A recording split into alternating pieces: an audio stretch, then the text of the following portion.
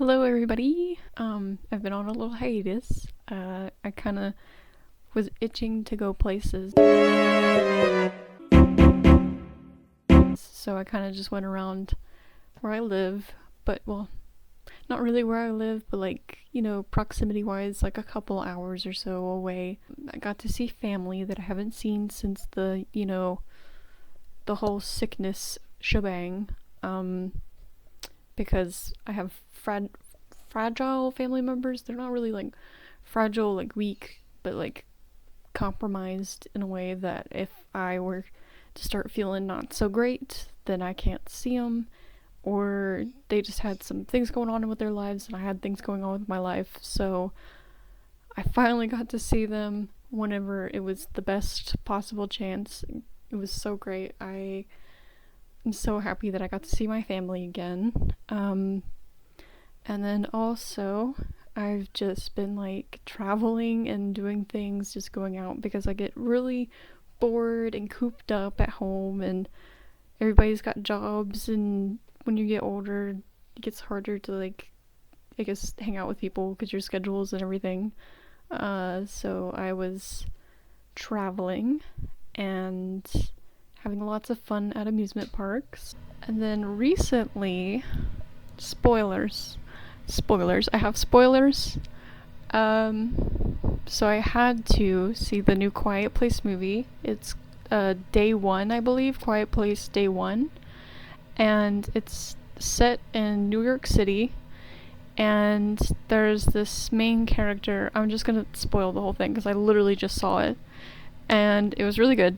I am obsessed with Quiet Place movies. I'm obsessed with Bird Box. I like the scary movies that are all about like this like sensory loss, I guess, or like it's otherwise sensory loss or need of sensory.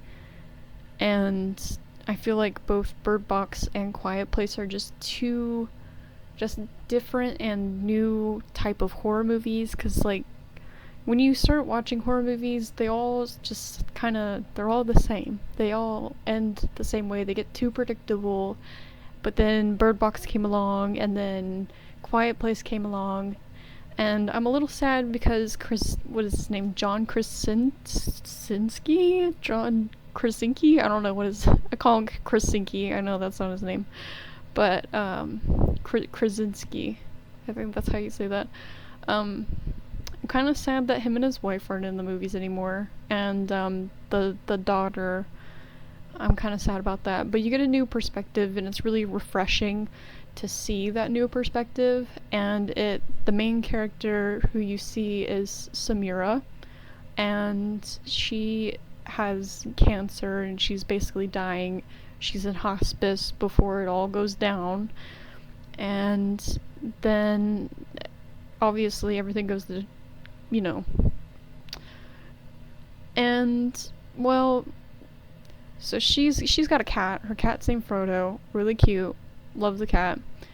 Um, but literally right before everything goes down, she's talking to this one nurse guy or whatever, and she's like, "I'm getting my pizza. I really want my pizza." Like, she really just wanted this pizza, and you don't really find out why she wants this pizza until the end, and it's like her dying wish. Basically, it's like her last meal type situation, in my opinion.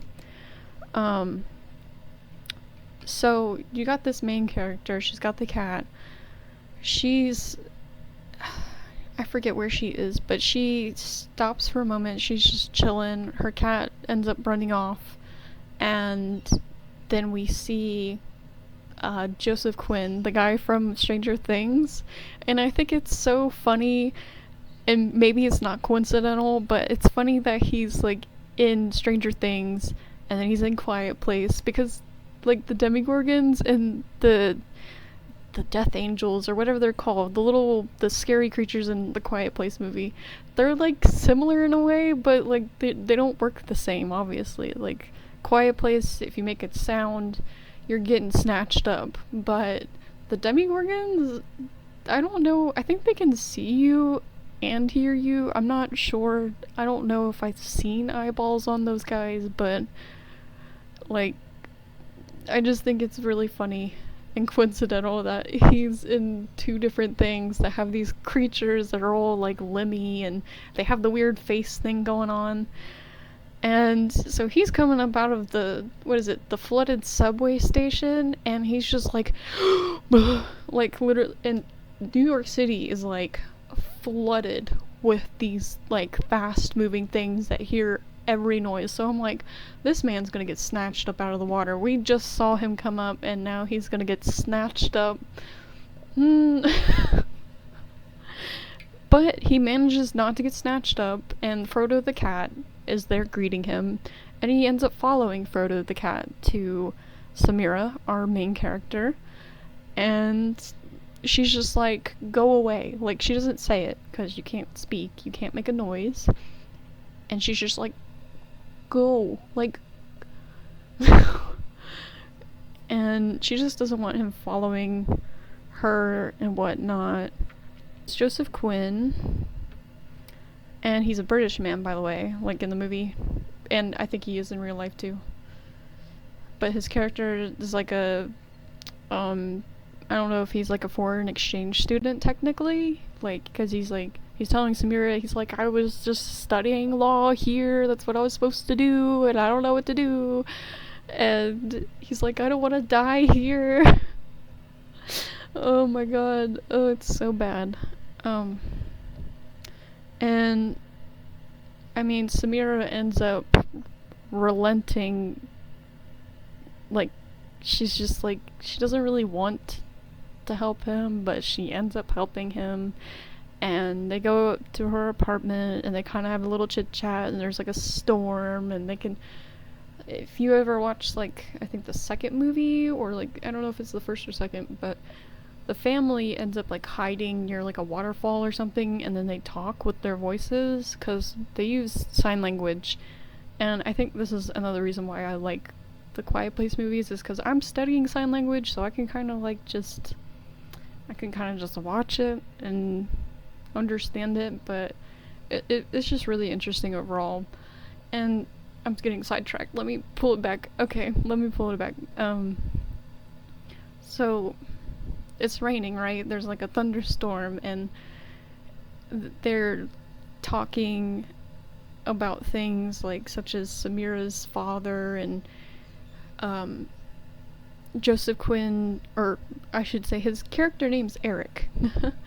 Eric, he's over here, oh, you're a poet, and she's like, yeah, I'm a poet, yeah, I wrote that book, yada yada yada. And, you know, Samira's like, I'm gonna go get pizza. You need to go escape down that way. Like, go away. Don't follow me. And he's like, but can I go get pizza with you? But oh my gosh. Bless his heart. He's so cute. Like, his character is so sad. He's like a lost puppy, in my opinion. He's like the golden retriever, basically. Like, that's what he is. So then they wake up in the morning, or at least Samira wakes up, and she gets a head start and just leaves Eric. She leaves Eric at her apartment, just heads out. I don't know, yeah, she's gonna go get the pizza, and she stops, looks at some books, and Frodo the cat like looks at her and just starts like trying to signal at her, like, there's someone behind you. And then Samira is like basically like crapping herself. She's like, oh god, is one behind me? And she looks behind her, and guess who it is? It's Eric. It's Eric. Oh, the poor soul. And she's still like, please, just leave. And Eric is still following her. Eric still follows her. And then they're just like little buddies. Yeah. I think, oh my gosh. There's a part in the movie where they're like giving evacuation orders through the helicopters around the city, and there's like massive crowd of those. I guess they're called Death Angels. I think that's what they're called. The Death Angels, they're all running through, right? In herds. It's like a stampede of them. And my question is, how are they able to hear other noises outside of their stampeding? Like, I feel like that's a flaw. I don't know if it's because they all just have like a hive mind, and if they hear a noise that's not their walking, that maybe then they're like, oh yes, there's a person there, I'm gonna go eat them. And that's one thing that really confused me. It's like, how are they still hearing? I know they got like super hearing, but like, how are they hearing people while there's a stampede of them going by?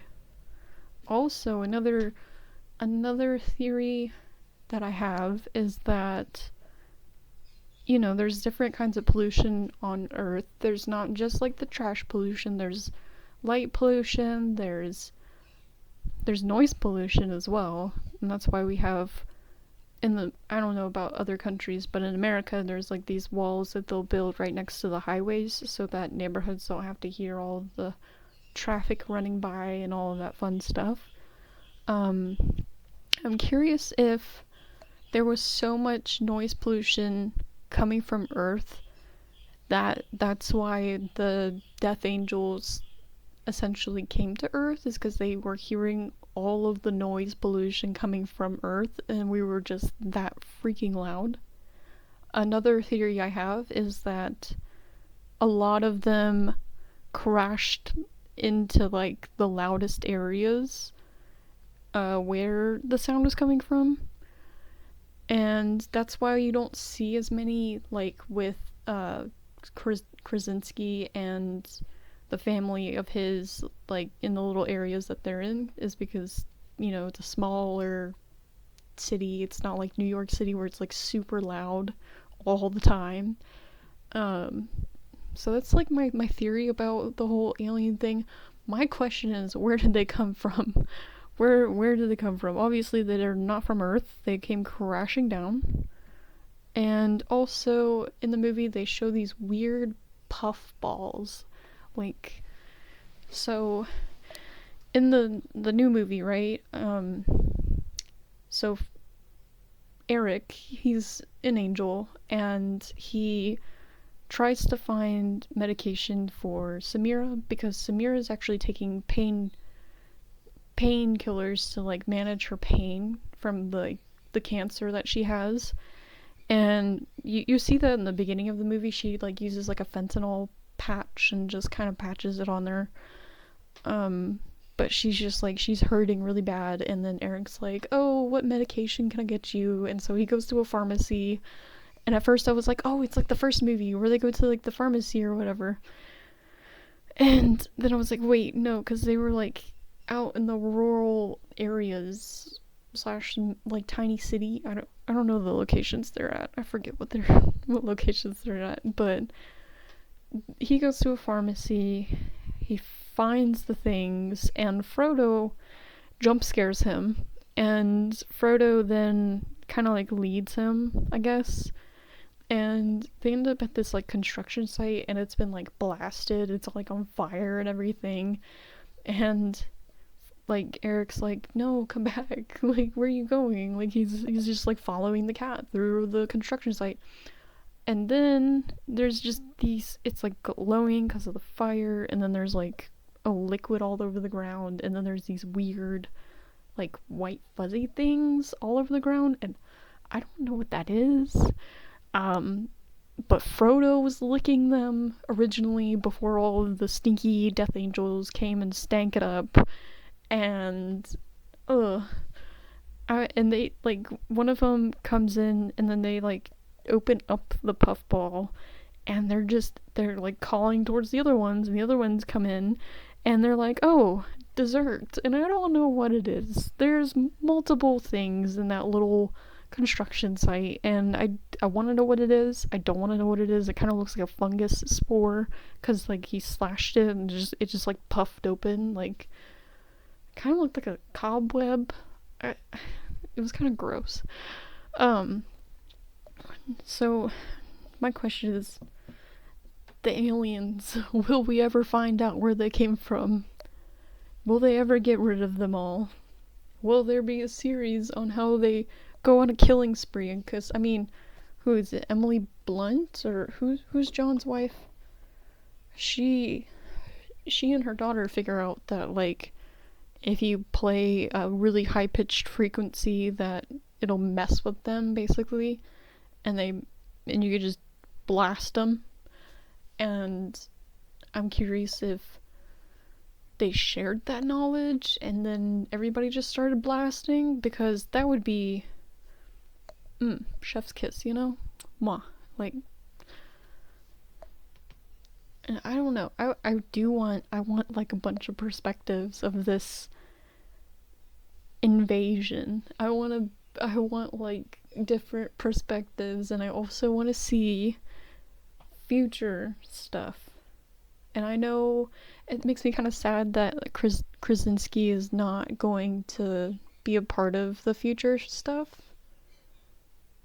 I hope he's a part of, like, directing or producing in a way, or just, like, adding on to it a little bit, but I know that he isn't going to be a part of it anymore, and it kind of makes me a little sad, because he did a really great job on those movies.